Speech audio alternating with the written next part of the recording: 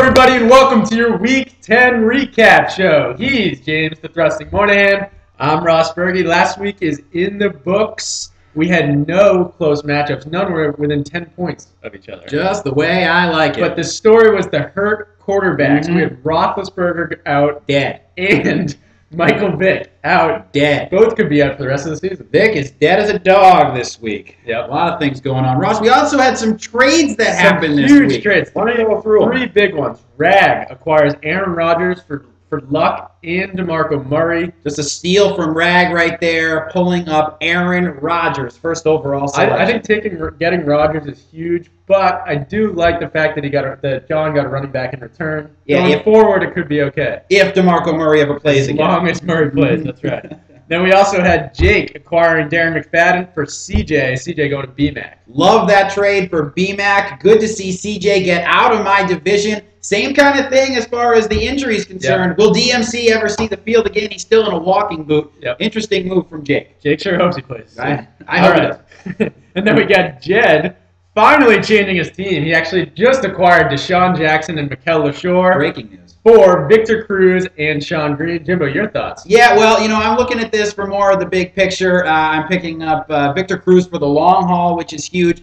Sean Green is absolutely fucking awful. I hate him. I also hate Mikel LaShore. Sean Green has some excellent matchups to finish up the year, as opposed to Mikel LaShore, who had some terrible matches. So, looking at this big picture. Yeah, I think it improves Jed's team slightly this week. He needs a win bad, but like you said, I think it looks better for you long term. Yeah, Victor Cruz. A lot of defenses in there too.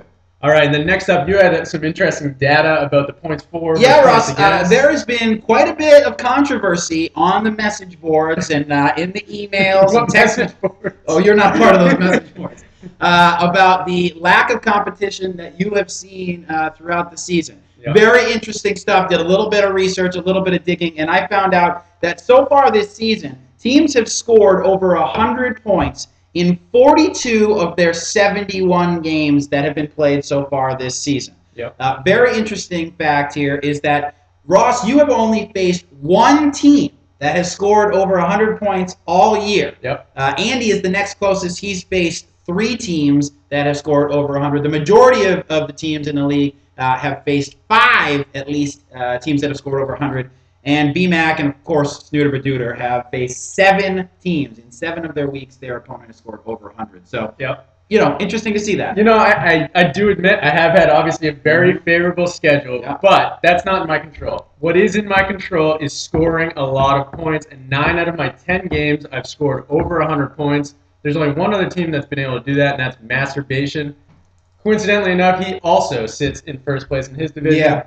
Consistency, guys. That's what counts. Consistency. Trust me, from a guy who's been at the top of the league for most of my career, I understand that being at the top, you're going to get a lot of haters. Hate on, haters. All right, and then next up, we wanted to get to the matchups this week. Interestingly enough, Jamie, last week we went 6-1 in our predictions. We're pretty good at this, so listen up, guys. Absolutely. You want to get started first, Roscoe? I do. We have Pocono Pawners 3-7 versus Masturbation 6-4. I predict this to be a very low-scoring game. Both teams have a lot of guys on buys. We have actually Victor Cruz is no longer on a buy. Yes, he's out. He's now on my buy. But Bradshaw is on a buy. Marshawn Lynch and Akeem Nicks are on buys. You know what? I had Masturbation on here, but now that he has a wide receiver in Deshaun Jackson, I'm going to take Pocono Pawners. Wow, a late game switch for you. Next up, we have Roscoe Bergelicious versus BMAC. Mac has not yet updated his team name for the first time in weeks, so we'll see how that plays out for him. We are all huge fans of BMAC this week, as everybody in the league would like to see Ross end up losing. Sorry, just the facts. Unfortunately, BMAC has Jizz Rogers, who is absolutely terrible in his running back 2 spot. But this week, I love RG3 in Philadelphia, or versus Philly, and I love Stephen Ridley as they go up against the Colts. I am rooting hard for BMAC, and I'm taking him this week. All right. Next up, we got WrestleMania 4-6 versus Grimsley Bears 6-4. Grim was very happy to see Fred Jackson go down and be ruled out this week. I predict CJ Spiller to have a huge game this week, actually tonight, against the Miami Dolphins. Breeze plays the Oakland defense tonight. I think he has a huge game. Not tonight, this week. Someday. Plus, hamster. Muscle hamster. The muscle. All 3 of those guys could score 130 points. Or 100. Hopefully, that'd be a lot of points. I'm going to take Grim. He has a hot hand in this one. All right. Next up, we have Chucha Magucher going up against Kindergarten Cop. This matchup, to me, depends a lot on the health of somebody who isn't even in the matchup, and that's DeMarco Murray. If Murray plays, Andy has a huge advantage at the RB2 position with Steven Jackson, who just received one of his first touchdowns of the season and over 100 yards. Chuch is going to be forced to play Felix Jones. So I think if Murray plays, that's a big advantage for Andy, and I think he does play. I think Andy wins this one. All right, Klein Hawaiians 5-5 versus Fighting Frog Swamps, also 5-5. This is the battle of the former University of Richmond roommates. Brendan has huge injuries. Ben Roethlisberger, Julio Jones is questionable, plus Greg Jennings is still out. But Jamal Charles in his flex is amazing. I think Brendan has a stacked team. Rag, but now he has Rogers, plus Mendenhall's back. I like Rag's team too, but I'm sticking with Brendan. Oh, very interesting. I tried to make some trades, as many of us did, to try and give our backup quarterbacks to Brendan. He told me he's sticking with Bradford. He likes him because he's a #1 overall pick, and so was LeBron. That was his quote. That was his quote from him.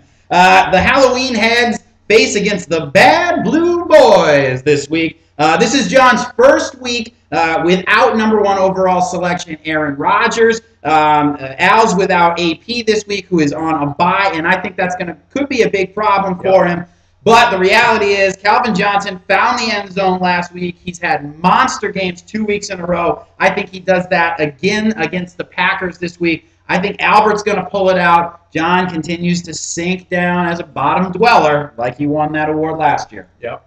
All right, and then Rat Tails 6-4. Thompson takeover 4-6. JK loses Michael Vick. Now has to start Carson Palmer. He had him as an insurance policy. Now he actually has to use it. Should have been starting him the whole time. Yep. And then Marcel Reese had 14 points last week. He's still in the lineup. Could have another big game. And now JK got Steve Johnson from BMAC as well. So we'll see how that plays out. Also, Gronk versus Amendola and Daniels. We'll see how that comes. I think Gronk is another big game. I think Gronk's going to take me to the promised land, and that's what we're hoping for. So that's the rundown of this week. That's it. Good luck for all the games tonight and for Sunday.